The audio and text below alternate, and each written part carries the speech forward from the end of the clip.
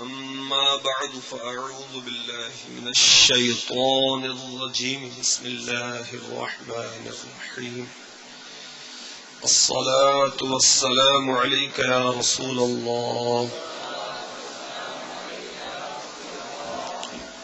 وعلى آلك وأصحابك يا حبيب الله الصلاة والسلام عليك يا نبي الله وعلى آلك وأصحابك يا نور الله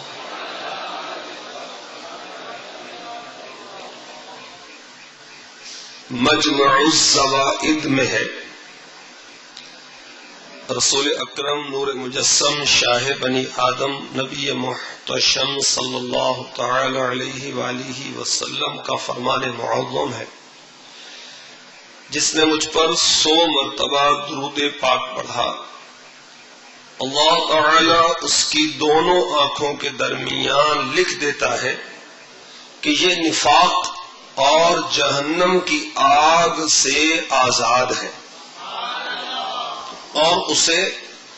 بروز قیامت شہداء کے ساتھ رکھے گا. صلو علی الحبیب صلی اللہ تعالی علی محمد وعلی آلہ واصحابہ وبارک وسلم. توجہ کے ساتھ بیان سننے والے زیادہ برکتیں حاصل کرتے ہیں. لاپرواہی کے ساتھ سننے سے بیان کی برکتیں زائل ہونے کا اندیشہ ہے. سیرت رسول عربی میں ہے شہزادہ کونین حضرت سیدنا امام حسین رضی اللہ تعالی عنہ کا بیان ہے. میں نے اپنے والد بزرگوار شیر خدا علی المرتضی کرم اللہ تعالی وجہہ الکریم سے پوچھا رسول اللہ عز و جل و صلی اللہ تعالی علیہ وسلم کا جو وقت اپنے دولت خانے میں گزرتا تھا آپ صلی اللہ تعالی علیہ وسلم اس میں کیا کیا کرتے تھے؟ فرمایا جب شہنشاہ عرب محبوب رب عز و جل و صلی اللہ تعالی علیہ وسلم گھر میں تشریف لاتے تو قیام کے وقت کے 3 حصے کر لیا کرتے. ایک حصہ اللہ عز و جل کی عبادت کے لیے، دوسرا اپنے اہل کے ساتھ ممانست و معاشرت کے لیے، تیسرا حصہ اپنی ذات اقدس کے لیے. پھر اپنے ذاتی حصے کو اپنے اور عام لوگوں کے درمیان تقسیم کر دیتے. خواص صحابہ کرام علیہم رضوان جو دولت خانے میں حضور پرنور شاہ غیور شافع یوم النشور صلی اللہ تعالی علیہ وآلہ وسلم کی خدمت میں حاضر ہوتے، آپ صلی اللہ تعالی علیہ وسلم ان خواص صحابہ کرام علیہم رضوان کی وساطت سے عوام کو جو دولت خانے میں حاضر نہ ہوا کرتے تبلیغ احکام فرماتے. نصیحت و ہدایت کی کوئی بات عام و خاص سے پوشیدہ نہ فرماتے. حصہ امت میں آپ صلی اللہ تعالی علیہ وسلم کا طریقہ یوں تھا کہ اہل فضل کو ترجیح دیتے تاکہ یہ اہل فضل حاضر خدمت ہو کر افادہ عام کرے اور اس حصہ امت کو بقدر حاجات دینیہ تقسیم فرماتے. اہل فضل میں سے کسی کو ایک مسئلہ دین دریافت کرنا ہوتا، کسی کو 2، بعض کو بہت سے مسائل کی ضرورت ہوتی. بس ان اصحاب حاجات کی طرف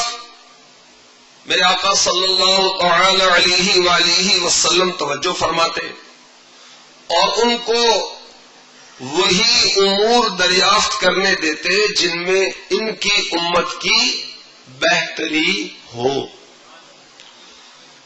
حضور صلی اللہ تعالی علیہ وسلم ان کے مناسب حال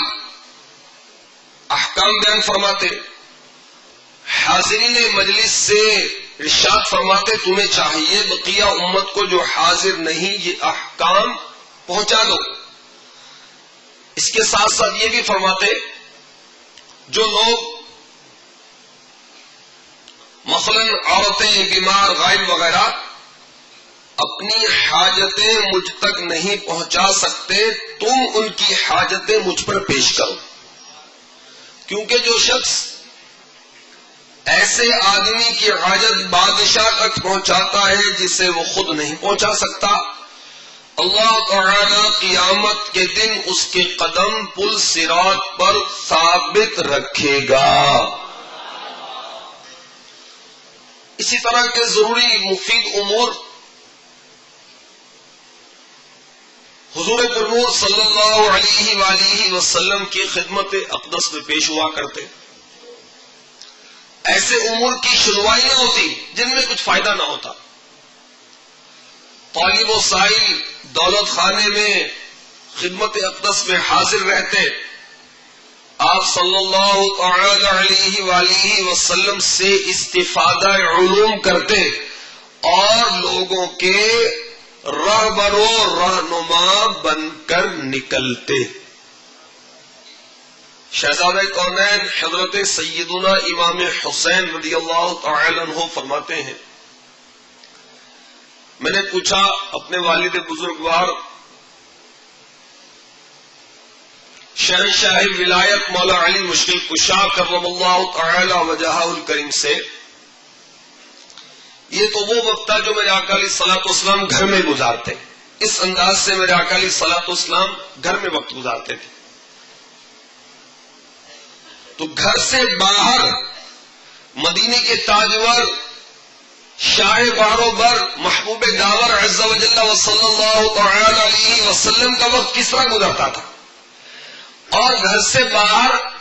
آپ کیا کیا کرتے تھے سنیے۔ مولا مشکل کشا کرم اللہ تعالی وجہہ الکریم نے فرمایا اللہ کے محبوب دانا الغیوب منزہ عن العیوب عز و جل و صلی اللہ تعالی علیہ وسلم اکثر خاموش رہتے، بجز مفید و ضروری امر کے لب کشائی نہ فرماتے،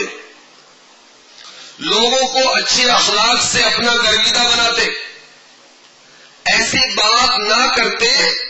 کہ جس سے لوگ آپ سے نفرت کرنے لگے صلی اللہ تعالی علیہ وآلہ وسلم۔ آپ صلی اللہ تعالی علیہ وآلہ وسلم ہر ایک قوم کے بڑے کی عزت کرتے اور اس کو ان کا سردار بناتے، لوگوں کو عذاب خدا سے ڈراتے عز و جل، ان سے احتراز کرتے بچتے، مگر کشادہ روی اور حسن خلق میں کسی سے دریغ نہ فرماتے، اصحاب کی خبر گیری کرتے، مثلا مریض کی عیادت فرماتے، مسافر کے لیے دعا فرماتے اور مرنے والے کے لیے دعائے مغفرت فرماتے۔ خاص